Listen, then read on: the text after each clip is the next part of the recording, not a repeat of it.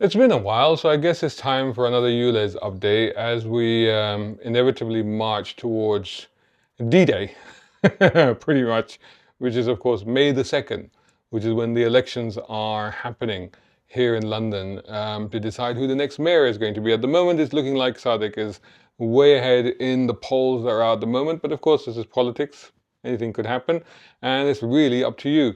So there will be some more events going on. I'll give you some details, some kind of ULEZ awareness, anti-ULEZ awareness events and protest events that are going on. I'll give you all the details to those at the end of the video so you know what's going on, because they're coming fairly soon and fairly rapidly, leading up to, of course, D-Day, as I said. But what I wanted to look at, I want to look at a couple of things actually in this video. I want to look at a little bit about the innovative new ways that people are trying to not so much disable but disarm some of the cameras, which are actually quite amusing.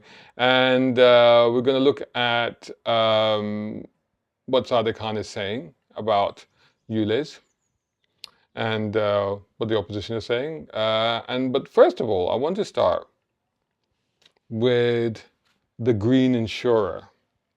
Now, the Green Insurer, I've got a press release here from the Green Insurer. But actually, before I get into the press release, I'm going to go right to the end of the press release where they tell you about the person that's sending out the press release. So, i.e., in this case, the Green Insurer. The Green Insurer offers car insurance policies focused on helping drivers reduce carbon emissions and drive in a more environmentally friendly way while offsetting all emissions from driving. Interesting. A customer's green driving score in the app will be used to calculate their reward points and will also affect their renewal premiums with discounts for people who drive in a fuel-efficient way. Environmentally conscious driving also leads to lower fuel costs and being safer in the car. Well, I don't know about that. Policies are linked to a mobile app which monitors how customers drive. The data is logged in a free app, measures how customer drives and how far they drive to enable the Green Insurer to calculate rewards and how much carbon to offset. So this is a company that basically says, pay insurance, pay for a very expensive insurance premium, and we will reward you for not using your car that you've paid to drive. Anyway, so immediately, I know you're thinking, well, we know what this press release is going to be about, right? This is going to be very much pro the ULEZ expansion. Well, yes and no. I'll explain right after this. A brown car guy.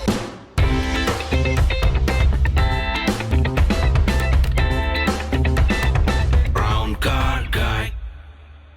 Headlines, the top headlines in this press release, right? A majority of UK motorists do not support ULEZ type schemes and would not support their future expansion. This is right there at the top of this press release from the Green Insurer.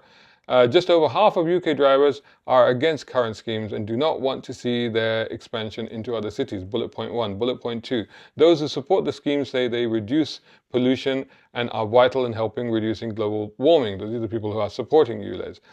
Those again say that people cannot afford to upgrade their cars, that schemes are just another tax to raise money for councils and the government, or that there needs to be more help for people to upgrade their cars. So this is the three main bullet points at the top of the press release, and two of them explain why people are not in support of ULEZ.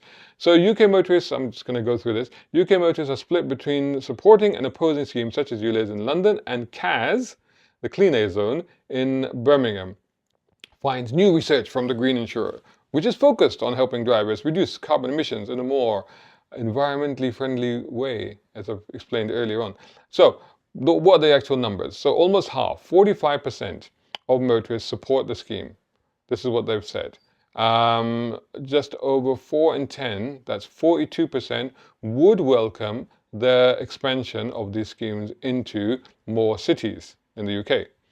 By contrast, 55% of drivers are not in favor of the current schemes, while 58% would not support the launch of similar schemes in other areas. Just aside from this press release, it's interesting because that kind of tallies. If you remember the so-called consultation that happened before the ULEZ expansion, way, way before that was then subsequently ignored, did show that well over 60% of people in outer London were against the expansion of ULEZ, that they were clearly against it, and as much as 80% of businesses opposed the expansion of ULEZ. So they're saying, so their 58% kind of tallies with that 60% that we found in that original consultation, which on the other hand, people could say was I don't want to use the word tampered, was biased, manipulated, maybe, adjusted. That's a good word. Let's use that one. Adjusted. So continuing. When asked why those in favor of the scheme support them, why did people actually support the ULEZ thing? 79%, or ULEZ type schemes, 79% of the schemes are reducing pollution in cities, and that pollution is a major health issue. That was 64% said that, and action has to be taken to improve the environment. That's 56%, and that schemes are vital in helping reduce global warming. That's 49%. A further 26% said they were in favor because their cars are compliant, so it doesn't really bother them. And 9% said upgrading cars to be compliant is straightforward. Let me just break these things down, right? So 79% schemes are reducing pollutions in cities. Depends, because like I've always said, personally, I've never been against ULEZ in central London, and I even begrudgingly accepted ULEZ expansion up to the north and south circular, because you could see the nature of those areas, which are very dense, very heavily populated, but also very well connected by public transport systems. And you can see the argument. You can literally see it. You can go, okay, well, this makes sense. You walk around there, you drive around, or you don't drive. I never drive in London now, in central London, that is. But you drive around there, you take a bus around, you go around there, and you go, yeah, it is very congested. It kind of makes sense. There's a lot of people living in a very small space. You can kind of understand the introductions of schemes like this. When you come to outer London, I mean, if you saw my videos that I did on measuring the pollution levels before the ULEZ expansion in outer London compared to inner London, you could see that there was very little danger at all in terms of air quality in outer London area. In fact, we were getting scores out of 500, 0 to 500, I was getting scores as low as 5, and sometimes even less. So it was completely so it's completely unnecessary. And this was also backed up, of course, don't forget, by the original independent consultant report that was commissioned by TfL, that was done by CAZ, which I covered in another video way ages ago, that also said that the expansion would have zero to negligible impact in terms of air quality, and would actually have negative impact for many of these areas in outer London in terms of socioeconomic status. So anyway, getting back to this, and then pollution is a major health issue. That 64% said that. This is just people believing what they're being told. It's as simple as that. And you need to go, yes, okay, pollution can affect health, but what level of pollution and where and who can it affect? You got to look at all of these things. Action has to be taken to improve the environment. Now, let's be absolutely clear about this, because there's always a lot of confusion about this. ULEZ is nothing to do with the environment. As much as some people try and make out, it's nothing. It's to do with pollution levels, because ULEZ doesn't have any impact on the environment, because ULEZ is looking at particulate emissions, and is looking at nitrogen dioxide emissions. It's not looking at CO2. It doesn't consider that at all. So it's therefore not targeting. CO2 is the big problem when it comes to the environment. So it's not targeting that at all. Yes, you could argue that, okay, well, by reducing the number of cars and by getting cleaner cars, yes, but there are pros and cons about, okay, you get cleaner cars, but then they have particulate emissions, they have brake emissions, or they have, where is the energy coming from? There's all these discussions that can be had. You've got to weigh up the total pros and cons of that. But at the same time, you got to look at the fact that, well, has it reduced the number of cars? And honestly, when I look at London, and I've said this before, so a lot of people will know this, but I was born in London. I grew up in central London. I lived in Islington, but the central London part of Islington. So I lived between Old Street. I lived just off Old Street, between Old Street Station and Barbican, St. Paul's, that area. And I used to that was my area. So as a kid, I went to school there. I went to primary school. St. Luke's Primary School. And the other day I posted, I was back in London for a bit, and I walked past Central Foundation Boys School, which I attended for a while, and I took a picture there, and that was I posted on my personal Instagram. So, so I can remember what it was like. And I can tell you for a fact that I used to own a car at one point, living there, used to drive around regularly, used to use it all the time, wasn't an issue. Now it's impossible to use a car there. Why? A, because the traffic slowing, all of these systems that are there, getting rid of the one-ways or introducing one-ways or blocking off the shortcuts and LTNs and traffic speed reduction schemes and all this sort of stuff has made it congested, but also the sheer level of traffic. I don't feel it's gone down, I feel it's gone up. I think there's more traffic than ever. So it hasn't worked. Anyway, so I mean, it discourages people from driving there, but people are still driving there, basically. The schemes are vital in helping reduce global warming. Well, again, I mean, I don't think so. I don't think that's having any impact on that as well. A further 26% said they were in favor because cars are compliant. So these are people who are saying, oh, well, my car's all right, so I don't really care. But then, as we've discussed before, there's a knock-on effect. You may not think that you're having to pay for ULEZ, but if you live in a ULEZ zone, then services and things that are provided to you, people that come to you, workmen that come to you, or people that you need to come in, such as care workers or whatever, they're all having, or maybe having to pay for it, and there will be knock-on implications of it. So just because it doesn't affect you directly, doesn't mean it doesn't affect you indirectly. And 9% said upgrading to cars, compliant cars, is straightforward. Well, yeah, if you can afford to buy a new car, buy a new car. But not everybody can afford to buy a new car, or newer car even, I should say. And particularly remember, okay, things have settled down now, but remember when this was introduced, we were still at the tail end of all of the fallout from COVID, which had obviously impacted the car industry, which had led to, they say the industry analysis in the trade say that I think it was 1.5 million missing cars in the market because of that COVID gap, where there wasn't any supply of new cars. So, and then of course, because of that, prices went up. Prices are still up, actually, of used cars and new cars. Supply was scarce. That's now returned to normal. New car prices have kind of settled down to normal now. Used prices are still slightly higher than they should be, but they have come down a little bit. But at the time, especially at that time, it was even if you wanted to get a car, you couldn't. There was 6, 7, 8, 9, 12-month, year and a half waiting list in some cases. So that's not entirely true either. The reasons given for this is the next paragraph. Reasons given for not supporting schemes such as ULEZ include the belief that people can afford to upgrade their cars. That was 77%. Agree. That this is just another tax to raise money for councils or the government. Belief of 68%.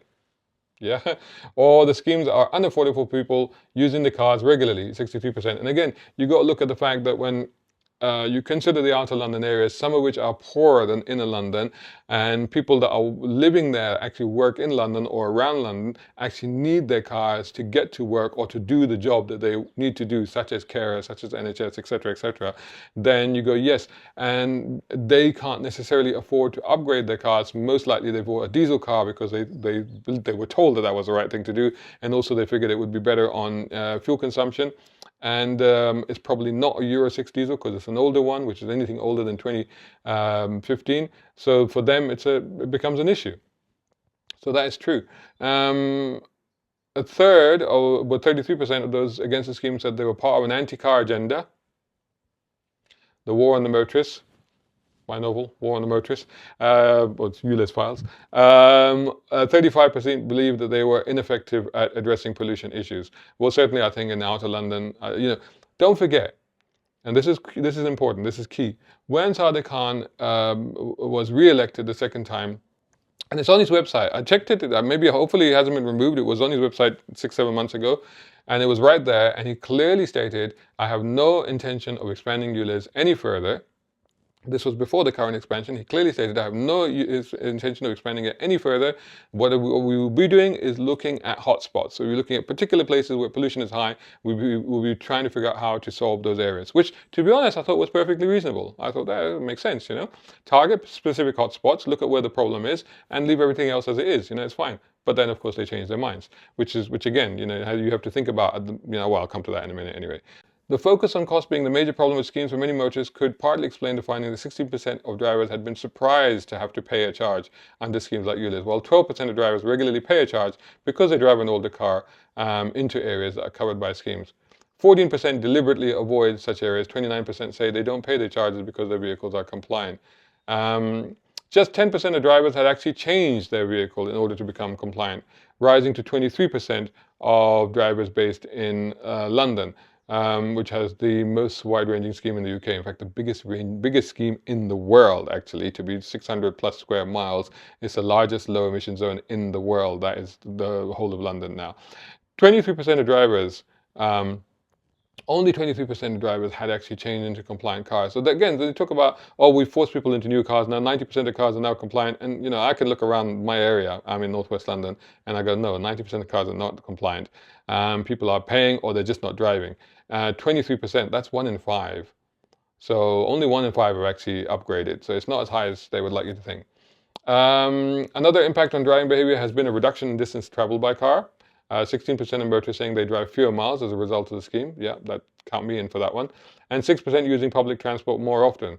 I mean, to be honest, I use public transport probably about the same as I did before. But probably a little bit more. I mean, I used to use it anyway when I'm going to central London. But, you know, I don't think it's made that big a difference. Drivers in London more likely to drive less miles, 29%, and to use public transport because of ULEZ, 12%. So the Green Insurer, this is just about the Green Insurer now. They calculate, like I told you before, how they use an app. Every mile driven by customers will be offset by a range of carbon offset projects. But there are discounts for people who drive in a fuel-efficient way.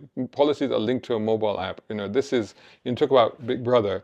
I mean, that's not a policy that I would be comfortable with. But if you want to have a go, I suppose I should mention that they do have discounts. 70 companies are partnered with the Green Insurer to offer rewards and discounts, including ASDA, Tesco, Sainsbury's, Waitrose, Iceland, Morrison's, plus Clark's, Harvey Nichols, Halfords, Habitat, Waterstones, as well as restaurant chains Zizi, Ask Italian, Cafe Rouge. On a weekly supermarket shop of £200, a 6% discount would be worth more than £600 a year. A weekly shop of £200. A weekly shop of £200. Gives you an idea of the sort of people that go in for green policies. And that's a fair amount of shopping. We also include a Naked Sprout toilet paper. I looked that up. What is Naked Sprout toilet paper? It's recycled toilet paper. Isn't that the worst kind of recycling? Eco laundry capsules, eco clothing, reusable coffee cups, refillable natural deodorant. So anyway, virtue signaling come to mind. Anyway, that's enough of that. I think let's move on now and talk about what Sadiq Khan has said ahead of the next mayoral elections. Check this out, guys. It's my book. It's my first novel, and it's written for car fans like you. It's a fun political action thriller. It's full of cool cars and spectacular action. Get your copy now at Amazon.com. Right, so a report in the BBC, this was dated 24th of March. Mayor of London has ruled out any changes to the ultra-low emission zone scheme while he is in office. So this is what he's saying ahead of the elections. He said there will be no change in vehicle restrictions. So people say that, well, it's Euro 4 at the moment for petrol, Euro 6 for diesel. Euro 7 standards are coming, probably in a year or two, probably next year, if not this year. Will it then be upgraded to Euro 7? So according to this, he's saying there will be no changes to vehicle restrictions, and the £12.50 charge would not be increased. Susan Hall, the mayoral candidate for the Conservatives, said the promises were worthless. Liberal Democrat candidate called on Mr. Khan to fix problems with ULEZ. And even the Greens, Zoe Garbett, said that ULEZ had a lot of unfairness built into it. Even the Greens. Wow. The Central London ULEZ. You know, who's the new guy from Lib Dem? Rob Blackie, right? So I did actually leave a note on his Twitter account to say, explain where he stood on ULEZ, but never responded. So I don't know where they stand on ULEZ. But anyway. So what he's saying is that in a letter to London Transport Commissioner Andy Lord, Mr. Khan said there had been speculation about the future of road charging schemes in London. There is clearly still more to do to tackle air pollution, and I'm determined to continue leading from the front in London. But my commitment to Londoners is that this will not include a pay per mile road user charging scheme or amending the standards for the ULEZ scheme, or i.e. changing anything with the ULEZ as it stands at the moment. The introduction and expansion of the ULEZ has been necessary and effective, but now it's in place and working. I will ensure goalposts are not moved for drivers.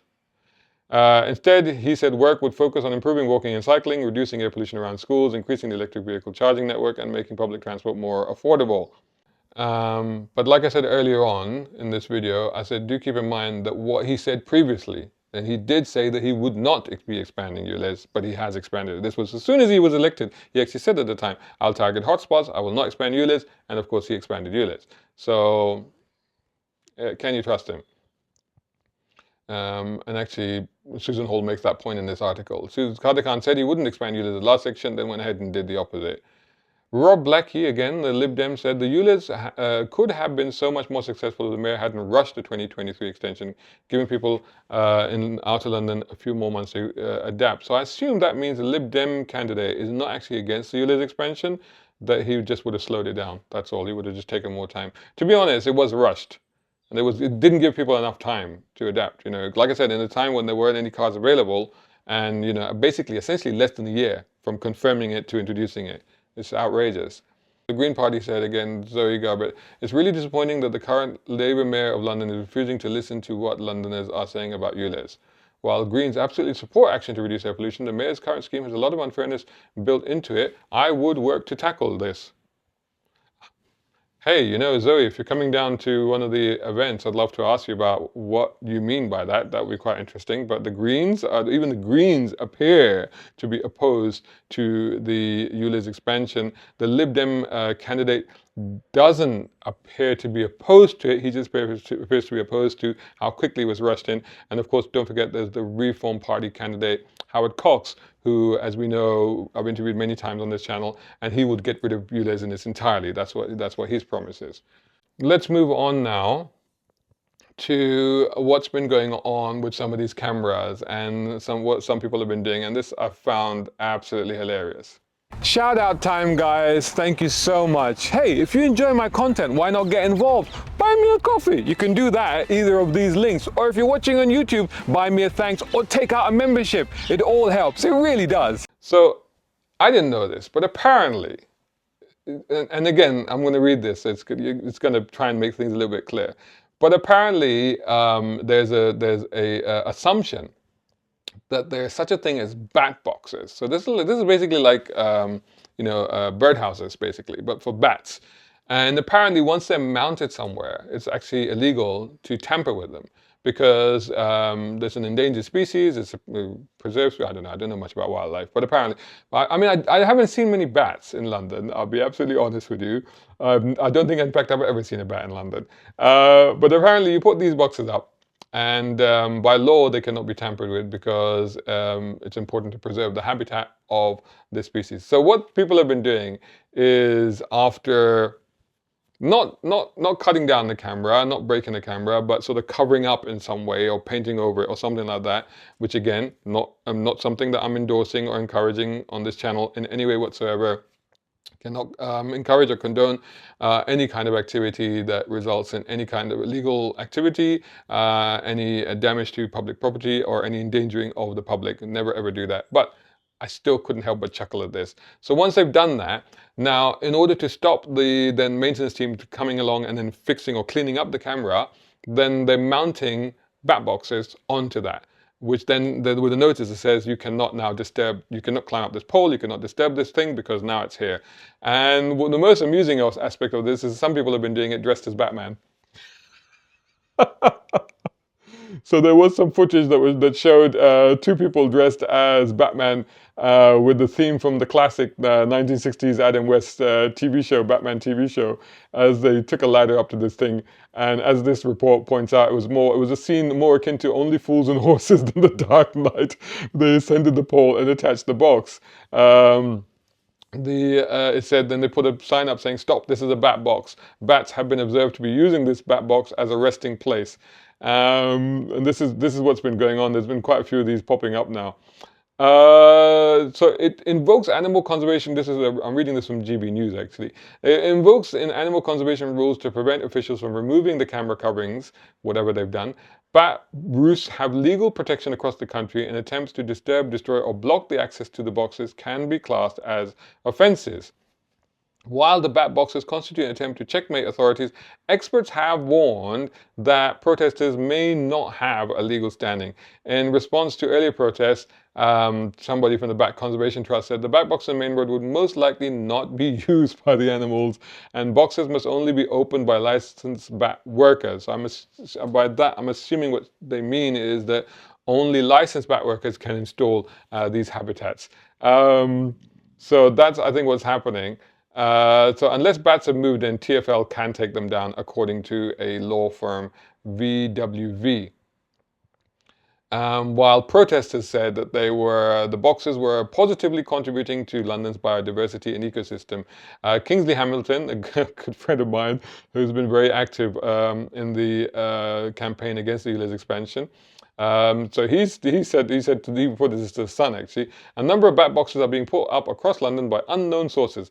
I'm sure whoever is behind it is extremely grateful to TfL for providing the poles to house these protected species. Sadiq Khan will not want to be seen to be tampering with their homes after claiming to care so much about protecting the environment. Well played, well played. So anyway, and what has TfL said? We will ensure our activities at these sites comply with relevant legislation. I don't think this will fly, to be honest, but pun not intended. But I just found that absolutely hilarious. So yeah, go if you can be Batman, be Batman. Right. So what's happening this month? I'll tell you right after this. Hey, are you enjoying this video? Then make sure you hit the like button. It's very important. Plus, comment, share, and make sure you're subscribing. Okay, so we've got a few things going on. So I thought because this is now leading up to, like I said, D-Day, the mayoral election. So I don't normally, there's always stuff going on all over London, awareness events, protest events. I don't always highlight them, but because this is it. This is the final stretch now, I think, before the election. So I thought I'll just highlight them. So first of all, you've got Saturday, 6th of April, 12 to 3 p.m. This is in Mitcham Lane, Thrale Road, Junction, London, SW16 6NR. So I guess that's kind of like an awareness event going on. Then you've got Wallington. And that's also an awareness day. That's Tuesday, 9th of April, 12 to 3 p.m. That's Wallington Square, SM68RG. Then you've got Crayford. This is an anti-ULEZ and anti-paper mile protest. And that's Saturday, 13th of April, 12 to 3 p.m. at Crayford High Street, DA14HG. And then finally, you've got the final countdown event, which is going to be at Trafalgar Square on the 27th of April. Trafalgar Square, the site of so many of the anti-ULEZ expansion protests that we've had over the last year or so. That's 27th of April, 12 to 4 p.m. And that'll be at Trafalgar Square. Now, hopefully we will see some of the major candidates for the mayoral election. Hopefully Susan Hall might be there from the Conservatives. Pretty sure it's quite likely that Howard Cox from Reform will be there, and maybe Rob Blackie. It'd be interesting to talk to him about it. Maybe Zoe from the Greens. I think it would be quite interesting to talk to her about it. I don't think that Sadiq Khan will be there, but Sadiq, come along. You know what I mean? Come along. You're in an election year, the election month, I should say. You need to talk to Londoners. These are Londoners. They're out there. They have a grievance. You're the mayor. And it's up to you to talk to them, to listen to them, either to convince them or to be convinced by them. I'm sure you'd be most welcomed. I'd love to interview you if you're there. So, you never know. It could be interesting. So anyway, so that will be there. So like I said, I'll be there. By the way, make sure you bought this. So this was my debut novel. It's a fun political action thriller. It's called The ULEZ Files. It was based on all the work that I had done covering ULEZ primarily last year. Although interestingly, it's not actually technically about ULEZ, because this is actually set 3 years in the future. So the novel starts 3 years in the future, in the wake of everything that happened with the ULEZ expansion. And the pay per mile scheme has just been announced in London. And then the action kicks off, and it pretty much doesn't end until the final chapter. It's pretty breathless. There's lots of car chases and action and all kinds of stuff going on. So it's a page turner, I've been told. The reviews have been fantastic. Reviews like these have been very positive and very complimentary, and I really appreciate them. Thank you so much for all the people that have taken time to not only to read it, but actually then to write about it on Amazon. Much appreciated. But it'll be there. I'll be there. And if you haven't got a copy, get a copy. And if you have got a copy, and if you'd like, if you wish, bring it along. And it'd be my honor. I'd be happy to sign it for you. So we could do that as well. So anyway, so I'll see you on the 27th at Trafalgar Square. This is it. Last chance saloon, maybe. See you there. A brown car.